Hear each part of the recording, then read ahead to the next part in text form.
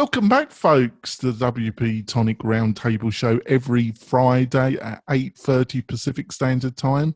And you can watch us live on the WP-Tonic Facebook page. This is episode 298. Yes, folks, next week's episode will be my 300th. And I've got the scars, the tears, the strain, the frustration to show as a 300 episode podcaster. That is a special breed of, I don't know what you can call them, actually. Yeah. Like pain and suffering, I would imagine. I'm waffling now. I've got a small panel here, hardcore, but they're prepared to take on the task of making some interesting comment about the rubbish stories that I select.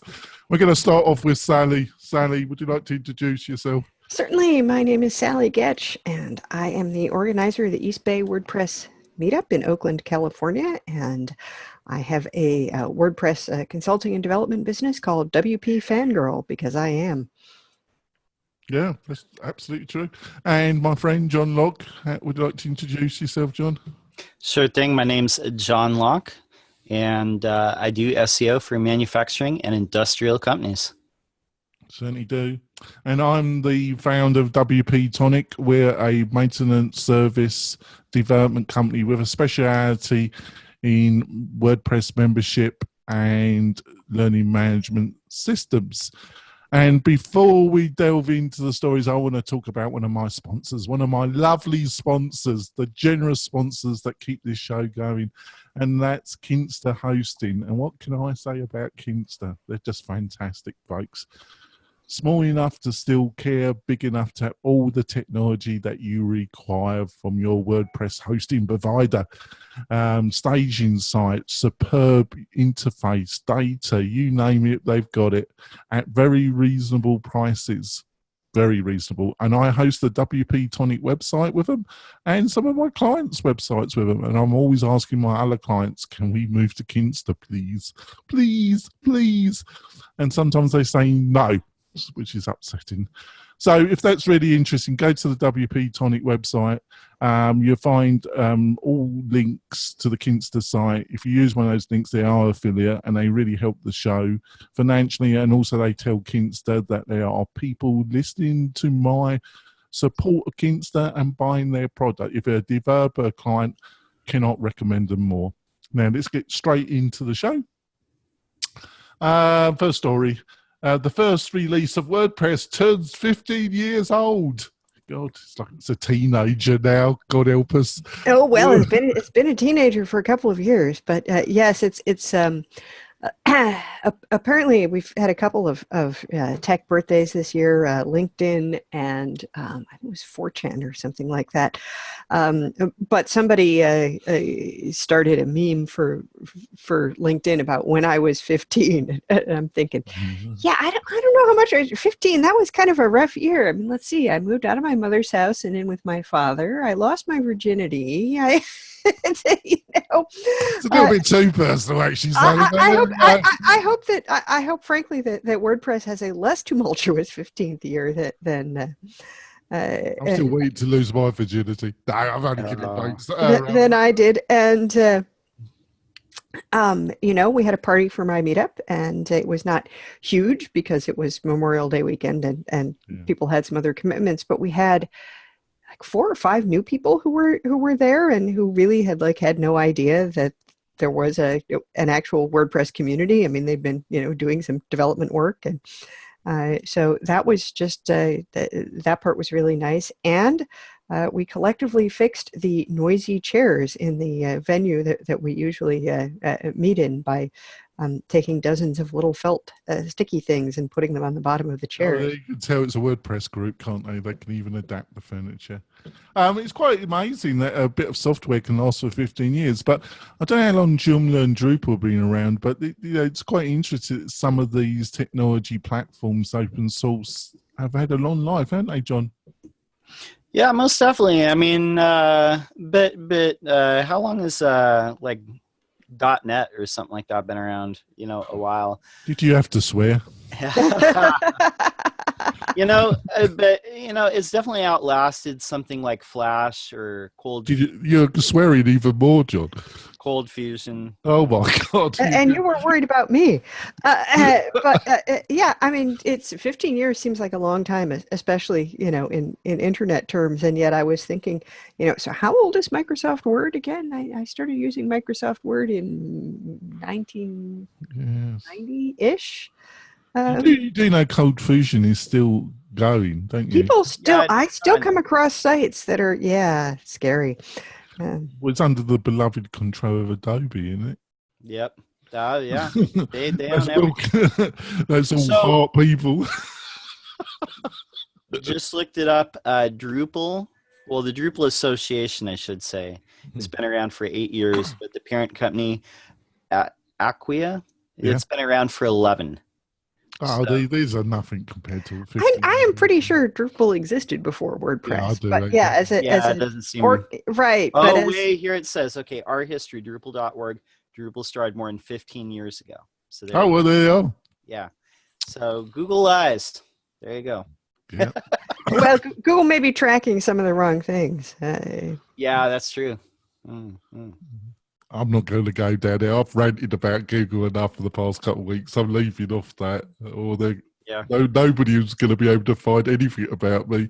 Right, let's go. I think, what else can you say? It's a great achievement, folks. And I think the next couple of years are going to be really very interesting for WordPress. They're going to be interesting times. Oh, yes. Mm-hmm. So we'll see how things go. Would you like to describe the second story, John? Well, I can't even pronounce it this morning. Can you go into it then, John? Yeah, I think I'm saying this right, but the second one is so there's this guy, Nathan Alate. He's out of Houston. I think he's like the director of marketing for Houston Methodist, but he has a kind of a side business on top of that. He's like an entrepreneur. He teaches people about freelancing, and he's got a whole course around that. And he's coming on the show, John. And he's a good designer. He's actually like a quite amazing designer.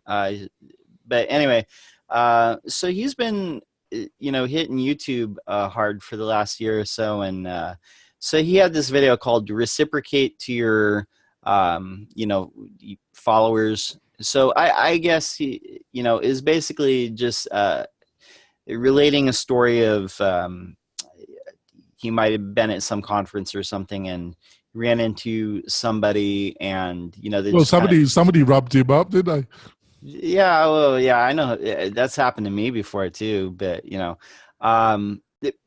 basically they blew him off. They said they weren't busy, and but he had just bought like a product of theirs that he didn't really need. He just wanted to show support.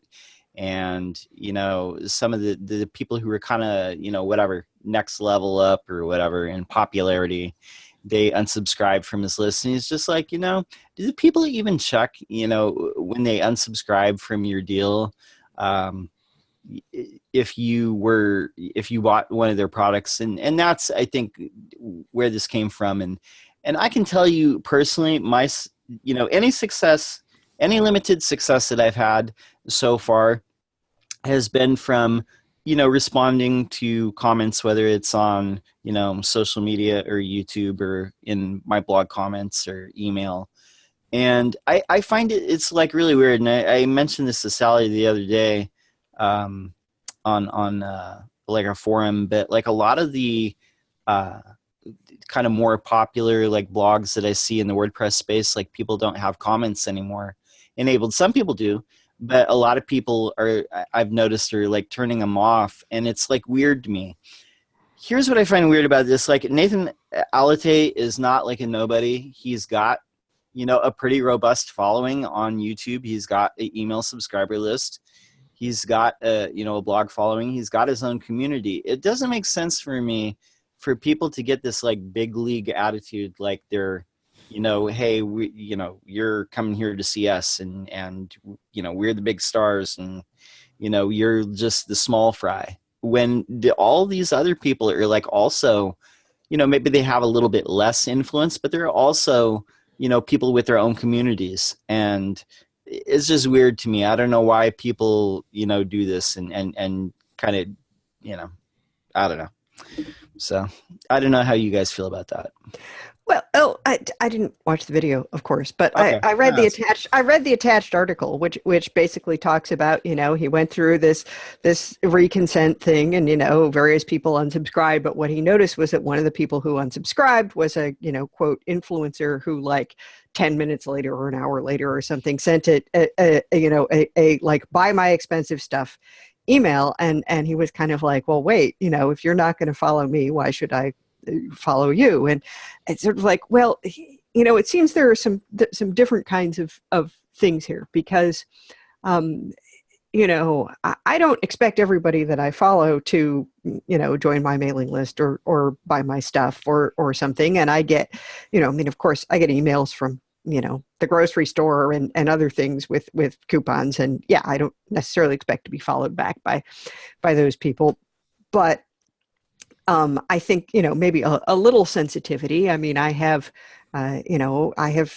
various friends who write novels, and I generally buy their novels and actually, like, buy them instead of getting them from the library, to show support. It does, I don't necessarily pay attention to every word they say, and I don't necessarily expect them to follow my blog or whatever, because that's not their area of interest and it's not what we connect over. But if somebody leaves a comment on a blog or emails me with something that isn't just a share my link on your site pitch, which I usually don't bother responding to, and I do respond to it, and I'm responsible for a site that gets lots and lots of blog comments, the official BNI podcast. And, Ivan Meissner, the founder of BNI, reads every single comment and responds to quite a few of them. Not always one-off, but sometimes we'll kind of gather them up and create a new show based on some questions people have asked, and so on. And so I think there is, that you need to have some ability to respond to the stuff that is actually personal and direct. You don't need to buy every product somebody offers if it's really not appropriate for you, and you don't necessarily need to retweet every tweet or like everything. But if somebody asks you a personal question, I usually get responses. I don't expect an instantaneous response from someone I know is very popular and busy. But I always appreciate it, if a person I follow that I know is more famous than me does respond, and that builds up the kind of connection that creates loyalty. And so, yeah, if people are really not interested and not paying attention, you want them to unsubscribe from your list, because if your list is bigger than mine, you're paying pretty much per subscriber. So if the subscribers are not people who buy or interact or anything, you probably don't actually want them on your list. But at the same time, to try to have some sensitivity about treating people well if they have purchased from you or supported you in some way, because otherwise you're not going to, they're not going to continue to support you. I'm going to say just a couple sentences really quick. I'm going to kick it over to Jonathan. I've had this, 99% of the people that I've met in, web design and marketing and WordPress and all the rest of that have been really cool. Even people who are, perceived as big and whatever. But, it's just like occasionally, like you run into instances where you think you're kind of developing like a bond with somebody, and you know what I mean? Like you follow them, you comment on their stuff, like you're on their radar, you kind of like, perceive them as like being cool. And, just occasionally, like, if for whatever reason people will do something to like go out of their way to make you feel very intentionally, like, like they're bigger than you, or, they're better than you. And that kind of behavior just turns me off, man, completely, and just makes me not care at all. And, I don't know. So, it happens occasionally. Sometimes it's a misunderstanding. Sometimes it's completely intentional. So, Jonathan, what are your thoughts? I had really mixed feelings about what he was saying, because I could tell it was reasonably heartfelt. I did actually watch the video. Surprise, surprise, Sally. I could tell it was heartfelt about the actual bit that started his post and his video. I think the pace of online activity, it's just accelerating. Literally a story, if it lasts a day, you're lucky. Weeks just merge into a month merges into half a year just merges into another year. To me, the pace, maybe because is accelerating. Just the volume of people selling online courses, whatever they're selling, the different voices, the volume seems to be ratcheting up. And then you've got all these automatizations. The individual that he's probably talking about, it probably wasn't even him that sent the email or manages the email list. It's probably a assistant or virtual assistant. Who knows? I think these things are a little bit embarrassing though when you do. I think it was just the timing, wasn't it, John? He unsubscribed. This individual unsubscribed. I was going to be sexist. I was going to say, "Hey, I apologise," but I stopped myself. The individual, and then he gets a major email push for quite a large product. I think it was just, but unfortunately in this world of bolts and funnels, you're going to get more and more of that, aren't you? Yeah. And then he goes on, doesn't he? He digs deeper, doesn't he? Kind of warms up. He gets a bit warmed up, and then he thinks, "Sorry, I'm just going to go for it." Let's have a real rant. And then he talks to Reciprocate, and about, if you're just doing it for the money. And I've always had mixed feelings, because I know where it comes from. If you're, I think it's just the extreme, isn't it? If you're solely doing something just for the money, you're probably, unless you get pretty quick success, you're lucky, or you're really bright, or you're bright and lucky. It's probably going to be a little bit hard to unless you're desperate. Also, don't take out that desperation makes you very looking for the right word. You're not going to give up because you're just desperate. So, but normally, unless if you're just doing it for the money and you're not totally desperate, it's probably not, you're not going to be able to maintain the level of activity that will lead to success. You're probably going to have you're probably going to be dazzled by some other prospect of making easy money, so you're just going to drop it and move on to the next thing, if you understand, John. I do. So, but on the other hand, when is it time to bail out of something? When have you given it enough and you're actually just on a death march, and you'd be better off looking at something else? It's a very difficult situation, isn't it? But he was going on, so I do agree with him. But on the other hand, you can't maintain a business unless you're making some money, can you?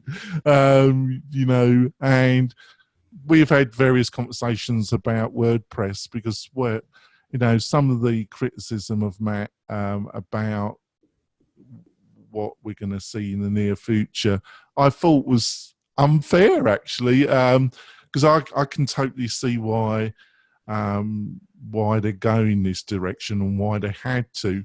Where I do criticise Matt about is this underlying marketing message that he allowed, that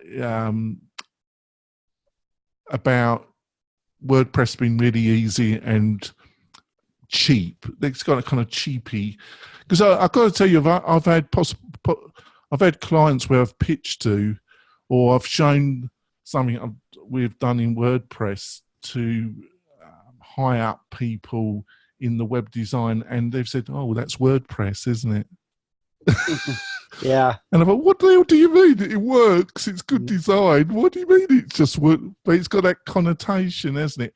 That's the connotation. Yeah. That's what I criticised Matt about. That. Which.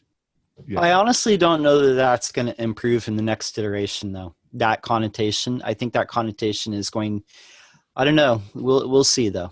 I'll just wait and see. But that was my rant. On to the next story. I reread this. I'm not even too sure if I should have put this in, really. Those internet trends. It's bad news if you're not Amazon, basically. What about you, Sally? Do you want to start off with this one?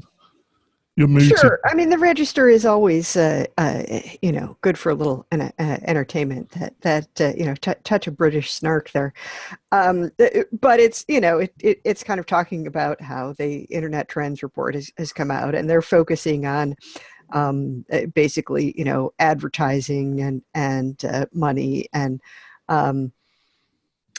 shopping and so on and about how it says at the end, if economic efficiencies and growth depend on data analysis and people withhold their data, where do the efficiencies and growth come from? And, that's a valuable question. I started skimming through the actual slides, which I would have done earlier, except, those pesky clients and the end of the month and wrapping up to invoice. And, there is some other stuff in there about, look, here we've got, growth in voice. We've got growth in different kinds of online video. We've got growth, there are lots of interesting things happening. I mean, of course, you're going to get a plateau of certain things as they become more commonly used. And this is basically it's saying, once you get to 50%, usage, it's harder to push for more growth after that. But there are still, lots of things going on that are interesting to pay attention to if you, work in the arena of the internet. And maybe they're, not as interesting to venture capitalists who want to make a quick buck. But that's not the only, those are not the only people who have some interest in the internet or, and it's not the only way to make money from it, although, perhaps not money on that scale. But I find the register's logo interesting in light of the fact that my husband always insists that VC stands for vulture capitalist. Oh, well, there we go. What do you reckon, John? Well, I did read this. There's a couple things that I found very interesting. One is that Facebook's market share, or that's the next story actually, but yeah, it's interesting to me how venture capitalists look at the economy is so much different than the regular person on the street. In the comment section here, they're talking about one of the lines that stood out to me where it said, Americans are spending more on health as a proportion of the household budget than ever. So Meeker expects them to start acting like consumers, and this is a good thing. It just shows, kind of Twilight world they live in. I had to wonder a little bit about that because, I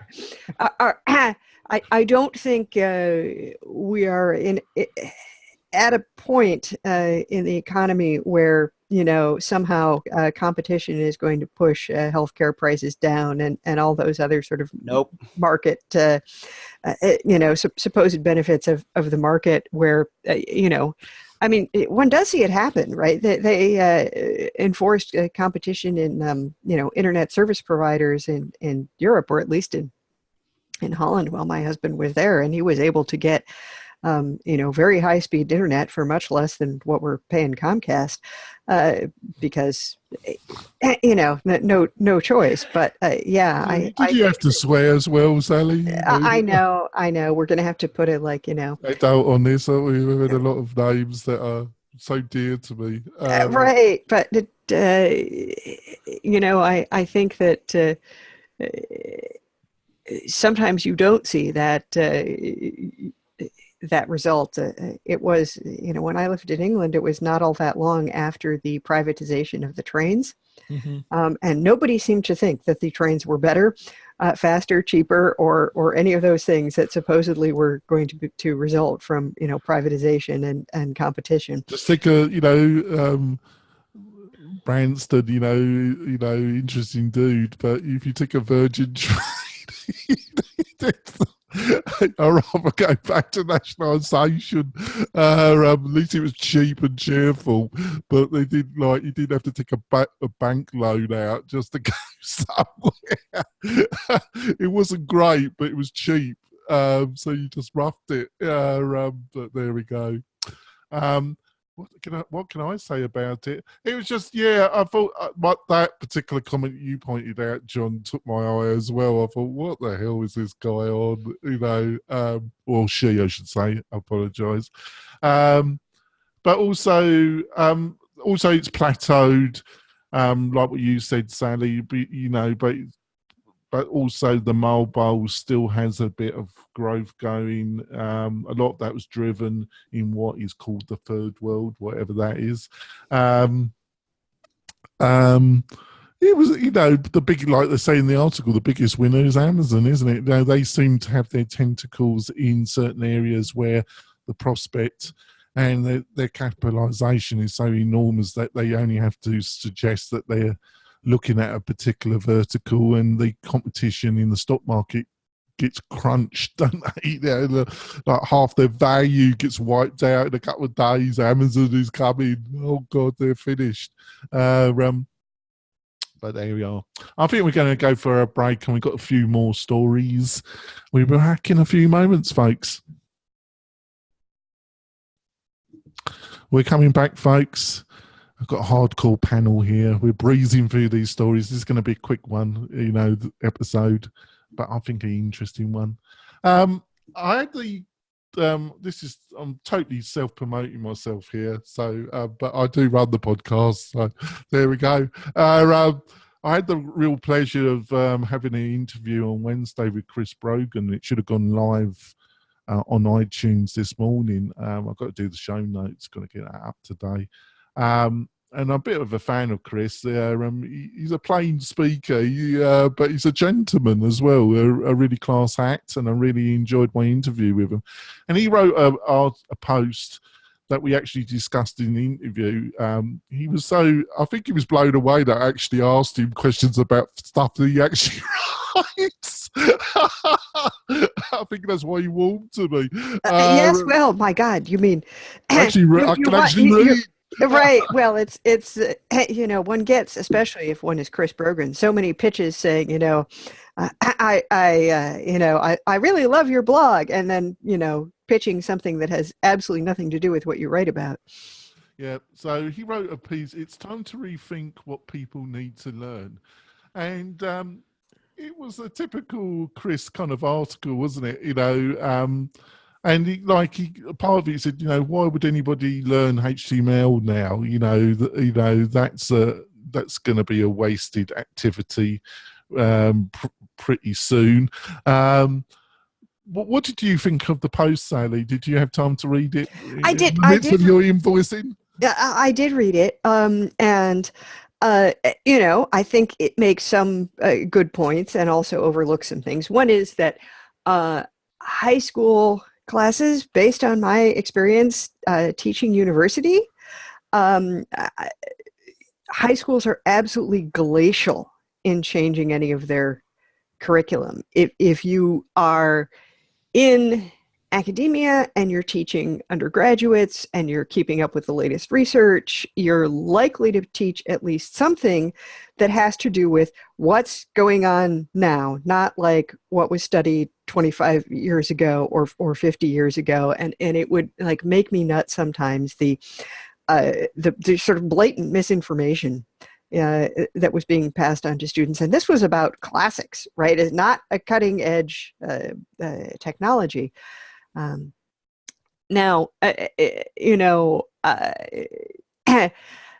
the other hand, yeah, you know, do we need to teach these things? It has always struck me as, um, you know, kind of pointless that especially if you want kids to grow up to read, to force them to read, you know, 19th century literature with no context and no that you know it seems difficult and boring, and it's, you know, I mean, I've always read all those books because I read really fast and they were assigned and I read them, but uh, you know, I mean, first, the best thing to do if you want kids to learn how to spell is to get them to read. You know, I was an amazing speller because I was a compulsive reader, you know, not because I spent a lot of time studying spelling.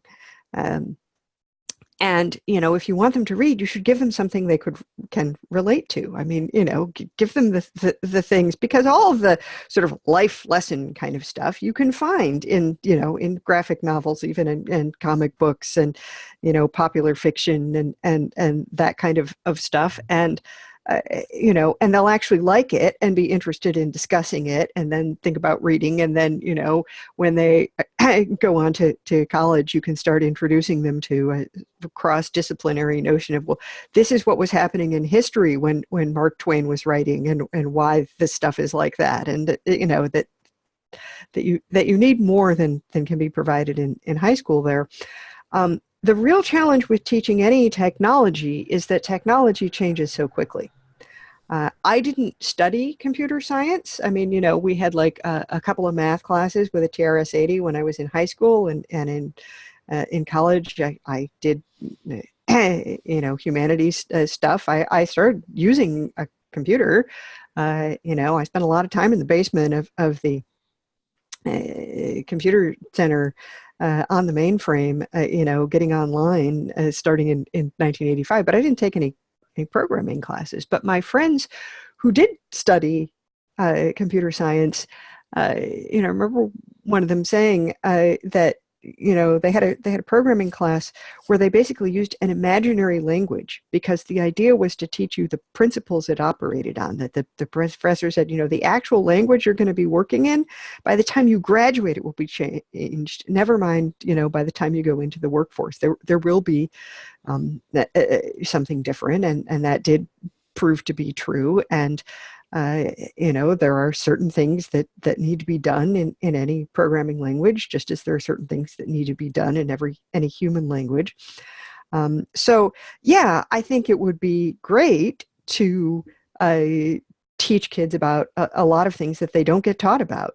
You know, let's talk about, like, you know, personal finance management, and you know, why it's a bad idea to, you know, to put a lot of stuff on a credit card if you don't have the income to pay for it. And things like, yeah, if you want to get into, you know, apparently a lot of young people are like, I want to be an influencer, and yet they don't, you know, they really don't understand anything about what's involved in that, or you know, how few people can actually make a living at it. There's all kinds of stuff that it would be better to teach kids than what we do, but I'm not envisioning it getting into any high school curriculum in the particularly near future, just because of the way schools work, and curriculums, and bureaucracy, and accreditation, and all that kind of thing, is that they are not likely to be able to, you know, to study that stuff in that kind of environment until they get to university, where there is more flexibility, and you know, that maybe there are uses to some analog things beyond what we can think of in terms of how our brains work. Yeah, I kind of very, before I throw it over to John, I had very mixed feelings about the article. That's why I asked Chris to kind of, you know, go into it a little bit more and see what his thoughts were for writing it. I think because his son has high function autism, also his own experience of higher education. In the interview, he mentioned that he did a degree, and about a third through he thought, I'm not learning anything here. And and then they said, well, we'll be flexible. You can make your own degree. And he thought, well, for 50 grand, I think I'll pass on that. I think I can do better with my time and money. I really don't think we really do live in interesting times. Like I say to him, the pressure to go to college for young people has never been more intense. Yet probably just as exercise to be able to get an interview for certain, with many jobs now, unless you can put tick to that box online, you won't even get in. The system won't allow your resume to even pass through. Yeah, it's a winnowing out procedure in cases where there are too many applicants, and yet for a lot of jobs they have trouble finding qualified people, and maybe that it's partly due to that system. And the thing is, you shouldn't go to university to get vocational training, right? You don't have to spend. I mean, I have never, well, no, once maybe I earned as much money in a year as it cost to go to my alma mater. I was really pleased that they finally managed to set it up so that students can get financial aid that doesn't include loans, because it's pretty darn hard to encourage somebody to take on that level of debt. But you go there to learn the kinds of things that can be useful to you in pretty much any circumstance and situation, and to learn how to think critically, and to have an opportunity to learn and discover in a way that you're not going to have an opportunity to do afterwards, because you're going to be too busy making a living to pay off those loans. So there's a lot of value in it, but I don't think people should think it's compulsory. I totally understand your position, Sally, but I'm a little bit more critical of the whole thing. I've got to be truthful. I think I've got to be truthful about it. I think the whole thing's become a bit of a racket, really, quite truthful about it. I think the cost of education in America is appalling, and yeah, there's a lot of stuff wrong with it. And it's, I really loved my undergraduate experience, but I would never say, oh, you have to go to college no matter what, and you have to go to a 4-year college, and you have to go to a fancy prestigious institution, because maybe you don't, maybe that's not right for you. Maybe you should find some kind of entrepreneurship program or well, funny enough, in some ways you shouldn't go to fancy Malcolm, Gladwell, he, in one of his books, he points out, especially if you're in a very hard science subject, going to a prestigious Ivy League college, if you're from a certain background, is probably not a good decision. You'd be better off going to a middle level university, and you'll probably flourish. On the other hand, when you were saying that, like Stanford, there's the case of what was her name? I'm really having a hard time this morning. She developed that the blood testing. Oh gosh, I can't remember her name either, but it's the thing that just turned out to be a complete fiasco. A 15-year Ponzi scheme. Right. What was her name? I can't look up on Google, Sally, as I'm ranting. Well, she started at Stanford, and there's a recent book that's been published with the author that broke the story in the New York Times about the reality of her company. And he was being interviewed, and he said they were asking, how did she, because at one stage she had like Henry Kissinger on her board, and she had all these big name defense people on her board, and he was asked how, and her parents weren't that well connected, and he was asked, how did she manage it? And he said, well, you got to understand that the office of her company was, like a quarter of a mile away from Stanford, and she had been introduced to these people because she had been a student at Stanford, and she had got engrossed with the Hoover Institute, which is based at very well endowed institution with a lot of financial resources, and she got into that crowd, and she was a good talker and a good con artist, and she knew how to peddle influence. What is her name, actually? I can't remember, for some reason I can't remember either her name or the name. Theranos. Theranos, that was it. And yeah, well, I think, this is one of the connections you make is supposed to be Elizabeth Holmes. You can sue me, Elizabeth, but everything I've said is the truth, dear. It's all in public record. Right. But, I don't know. I somehow didn't get connected with any really amazingly, rich people who helped, pave a path to millions for me. I went to an Ivy League school. Yeah, I just wanted to interrupt. I apologise, Sally, but it's also linked to what John said about one of our previous stories in the first half. Because it just occurred to me, this reporter said, because she had a very deep voice when she was talking in public. She had a very unusual tone of voice for somebody from her background, and as a female. And he said that was a put-on job. He said a couple of people who actually knew her, she would actually talk like that in the company, but there was a couple of occasions where she was taken by surprise and she revert back to her natural accent. So it's kind of linked to what you were saying, John, about being authentic and, being true to yourself a little bit. Sorry, Sally, what was you going to say? Well, that bit fascinates me because I'm not at all surprised because I remember coaching actors that, okay, you're playing, a ferocious creature. You cannot speak in this little girl voice. It's just an unfortunate fact of life is that we think deeper voices are more authoritative.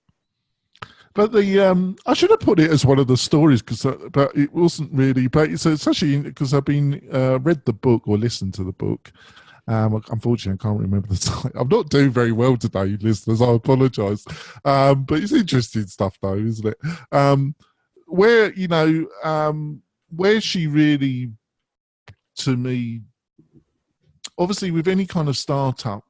It's a startup. It can either work or it could totally fail. And everybody that gets involved in that sort of company, they should be aware of what they're getting involved in. But where she really kind of crossed the line was seemingly she knew the technology really, really didn't work. They had pivot about 3 to 4 times, which is acceptable. But then she went to Walgreen and told them and got them to sign a very contract.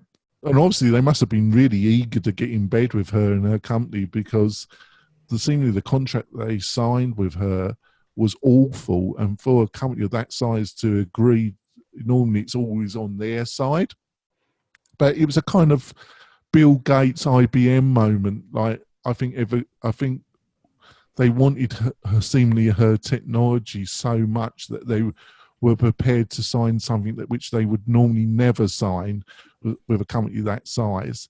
So they got in bed with her, and she knew that they had no technology solution at all, in no shape or form. Yeah, I mean, however, doing what she did that way is wrong, no matter whether you do it at a large scale or a small scale. I mean, you can find, con artists on every level. She was able to con more people, and that was probably because of her connections. But I think we have strayed a little bit from the idea of what should we teach in school, except possibly ethics. Which takes us back to Morton. But yeah, that maybe a framework for making decisions about whether something is the right thing might be a good thing to be teaching. Yeah, I've really got on a pedantic journey here. Thank you so much, Shani. Well, go on, John. Comment on my little journey here. Yeah, so we'll wrap it up. Like, let me just throw a couple lines out there before we go to the next article. I agree with some of the things that Chris said in his article, and I disagree with some of them. I do realize that the rise of public school correlated with the rise of the Industrial Revolution and the end of child labor. And so adults needed somewhere to dump their kids while they go to work in the factory. Plus, you needed to train, like, kids so they could be, workers in various jobs. Education is still aimed at making people like good little worker bees.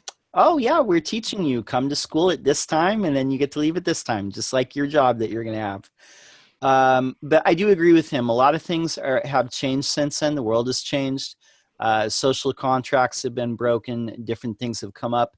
I do think, here's where I disagree with him. He gives an example like Moby Dick is 600 pages. We could, instead of reading that book, we could, have more bite-size forms of, basically go watch the movie instead of reading the book. I disagree with that. I think it's important to, especially now, I think in our world, like attention spans are so short that I think it's good to immerse yourself in a book and learn. I think it's good to learn how to spell words without relying on your computer to spell check. And I think it's important to learn HTML and not just rely on, a drag and drop interface or a page builder. I think these things still have value. I think they're still important because even though the digital world is progressing, it's important to retain some of the analog things, even cursive writing, because if we completely let it go, they're going to disappear. And then the interpretation of the digital forms is all that's going to be remaining. And that foundational knowledge will disappear. I do think it's important to understand the underlying foundational stuff. But at the same time, I do agree with him that the curriculum in schools is not meeting the needs of the digital world. And people do need to focus more on things like, making a living in the 21st century, handling your finances, being prepared to, make it in a digitally focused world. So I do agree with those things completely. So next story, Jonathan. Well, actually, I'm going to wrap it up, actually, because I've taken up so much time because of my ranting about Elizabeth Bone. Oh, actually, the book is called, I think it's called Bad Blood. Actually, I'm going to make it one of the stories next week, actually, but it's just how my mind works. But I just want to comment what you said. I think you were that was much better than my rant, actually. You were spot on, actually, both you and Sally. I totally, I agree with you. The reason why I agree with what you said about Moby Dick is that you can read a book and a certain chapter or a certain character or even just a certain page can really affect you in a very different way than somebody else. Like watching a film or a particular scene can be really important to you as an individual, but not be so important to somebody else. And that's because of your type of personality, your past life experiences, and what you're going through at the moment, can't it? So just summarizing a piece of art like what that right. Well, not to mention the fact that the world does not necessarily deliver things to you in nicely condensed, bite-sized, and the moral of the story is ... At some point, you do have to learn to synthesize things from a lot of, from a context that has all kinds of stuff, pulling you off in other directions, and to make some meaning out of it. And human life is not simply about data. Yeah, great. Yep. Well, thank you, panel. I apologise to the listeners. That last bit, I went on a bit of a rant. It's business how I think if you've been regularly listening to this show, you have got used to how my mind works, folks. Sally, how can people get hold of you and learn more about what you're up to? You can find me at WPFangirl.com, and you can find my meetup at eastbaywp.com, and I am at Sally Getch on Twitter and in most other places. And John, how can people find out more about your thoughts, what you're up to, what you're doing online? Well, you can go to my website, which is lockdownseo.com, and you can also go to my YouTube channel. Just search for, Lockdown Design, Lockdown SEO. You'll find me there. We're publishing a couple times a week. I encourage you to check it out. How can people get a hold of you, Jonathan? Well, you can definitely comment on my website. I'll put a nice plug-in for 5 themes on it. If you've got any comments about this show, any feedback, I'd love you to go to the website and leave me.